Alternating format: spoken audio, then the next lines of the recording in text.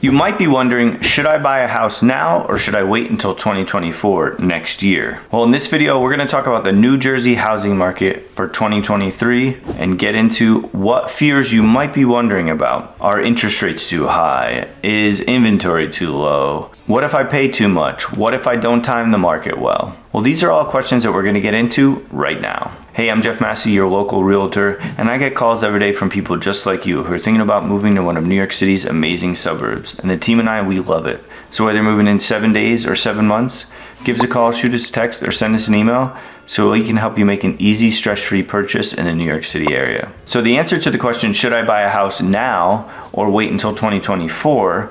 All depends on one thing. Why are you buying? That's the main thing you need to be thinking about, right? So think about that question. Why are you doing something? What's your purpose? What's your objective for this goal? Thinking about this will give you a North Star to help guide you through the process. And here's what it really boils down to.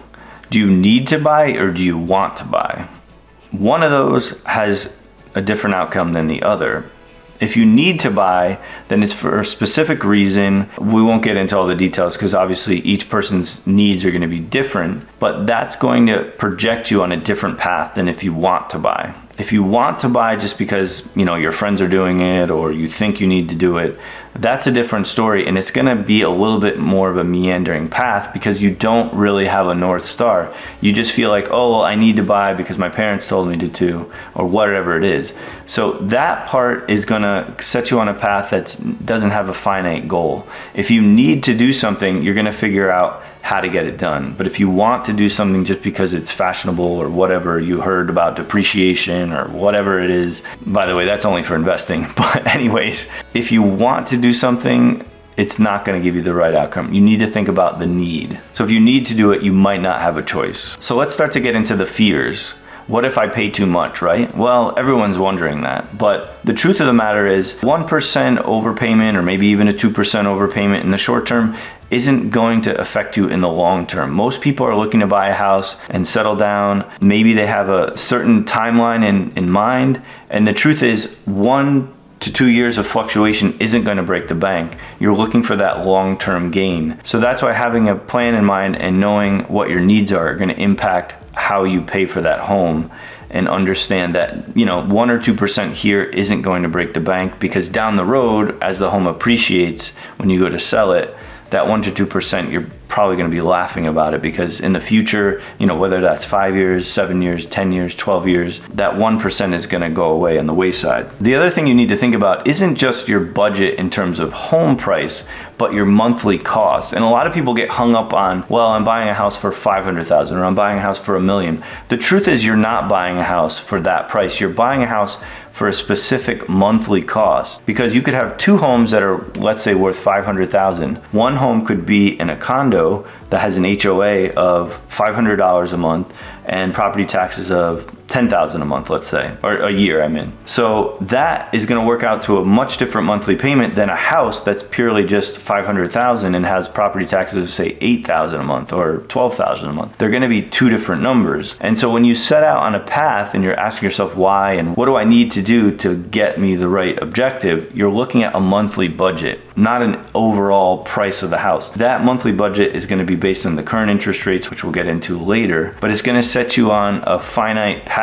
And what that means is when you go to bid on homes, the asking price might be, let's say, again, let's use $500,000 as an example, but maybe your monthly budget, when you actually look at it, that actually would let you bid up to like $510 or $520. So you need to look at how can you beat the competition and think about what your monthly payment's going to be and how that accurately impacts the original budget you put yourself on based on your pre-approval and your own personal spending habits and savings goals.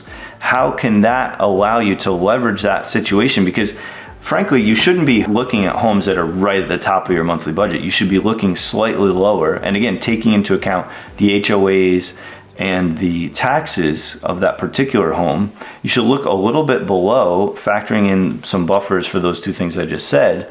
And that gives you the room to kind of go up in price and let you hit a winning bid. Because in this market, which we'll talk about later, you really need to be on your numbers. Now, when I say in this market, I'm specifically talking about the Northeast, New Jersey, New York City suburban area, because this area has a very low inventory level. That's not just because of the current interest rates. We actually don't have enough homes. I've talked about this in other videos. We're falling behind on the number of homes we're building per year. And as growth rates continue, we're not keeping up with trends. So we're actually literally in a place where we don't have enough housing.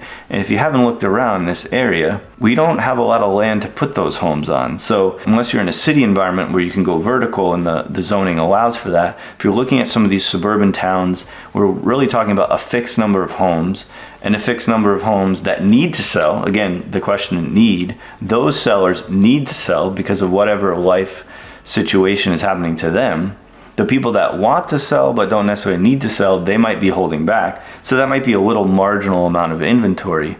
But the people that need to sell, they're on the market and they're pricing their homes against a very low amount of inventory, which is pairing up to buyer demand that's still strong, even though interest rates are high. And again, I'm going to get into this in the next one. They're still not that high. So we've got to look at that monthly budget and see how that works in terms of your bid, because to be quite honest, you probably need to go a little bit over asking to meet the seller's demands and to actually win the bid against the competition. So again, think about monthly cost, not total price. That's what we need to think about. Okay, but what if you don't time the market?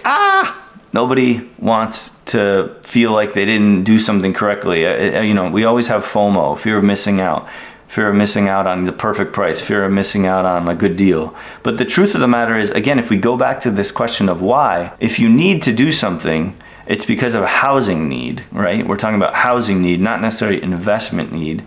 And so the fact is, it might not matter about timing the market right. I mean, unless you're some mastermind genius day trader, you're not going to time it perfectly. No one ever is, right? So what we have to look at is historic long-term averages that keep showing over a long period of time, housing is going up, or is it this way? I can't tell which way the camera, but anyways, you know what I mean. Housing is appreciating over time. If you compare now to like 30 years ago, of course, home values are higher on the average. Now, specific markets could have blips up and down, year to year, but overall we're looking at pretty good consistent stability in home values. So timing the market, yeah, okay, you might lose out a little bit here, like I was talking about 1 or 2%, but when you go to sell, you're going to make up for that. And hopefully you can time the market well when you go to sell, when you're in more control at that point. But when you're trying to buy, you have that need because you need an extra bedroom, you need a backyard, whatever it is for your particular needs and your situation and your partner's situation.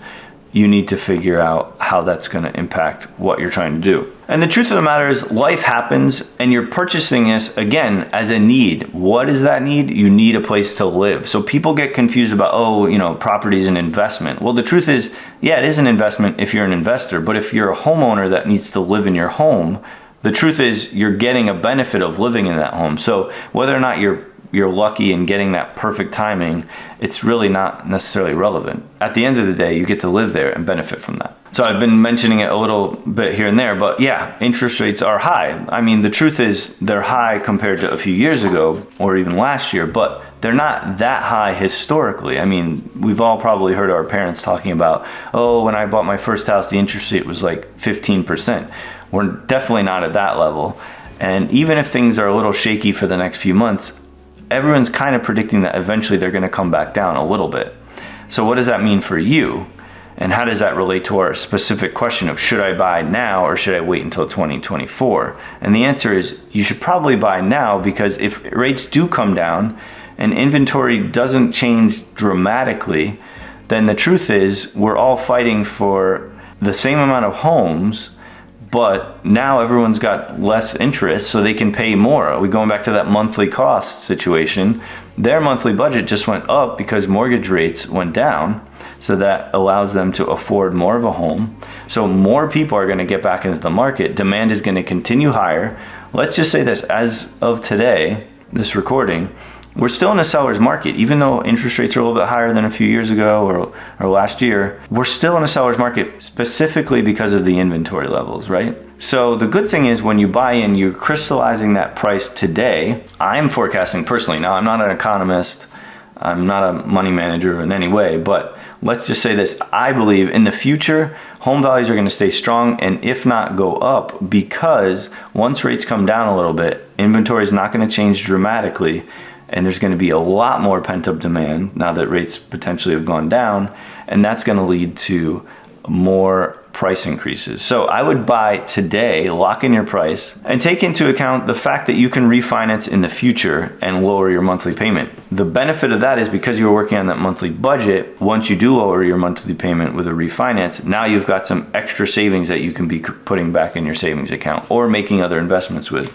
Again, work off the monthly budget. So I'm pretty sure I just answered the question in case you missed it. Basically, it's better to buy now and refinance later because we just don't know what the market will be. And it's pretty clear in this particular location, the suburbs of New York City, that we have tight inventory due to lack of land and lack of builder supply coming up to basically meet future demand once interest rates do come down. So prices will remain pretty stable and probably go up, continuing the current trends. So I'll end with this. Work with your particular needs and adapt your monthly budget and desired location to meet the moment at hand. I can't say that more clearly. You're meeting the moment at hand with your monthly budget. If you're interested in talking about those things one-on-one, definitely get in touch with us. We'd love to help and figure out your situation. I'm going to put down below my buyer's guide that has a debt to income ratio sort of estimate so you can start to think about those things. But at the end of the day, you do need to get in touch with mortgage providers so they can give you a pre-approval and talk about how much you will be able to afford.